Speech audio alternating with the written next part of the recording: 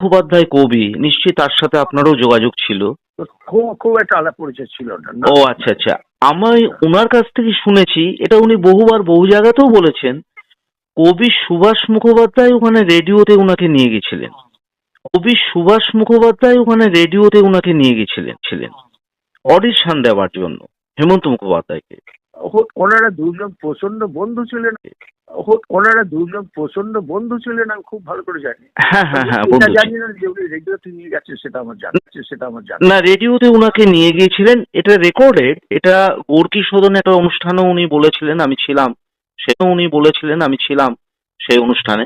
হতে পারে। হ্যাঁ, তো কবি সুভাষ মুখোপাধ্যায় রেডিওতে নিয়ে গেছিলেন। উনি তখন ওই যাদবপুরে ইঞ্জিনিয়ারিং পড়ছিলেন। হ্যাঁ, ওতে নিয়ে গেছিলেন। উনি তখন ওই যাদবপুরে ইঞ্জিনিয়ারিং পড়ছিলেন। হ্যাঁ, সেই সময় গানটা কে লিখবে হেমন্ত মুখোপাধ্যায় কেউ চেনে না।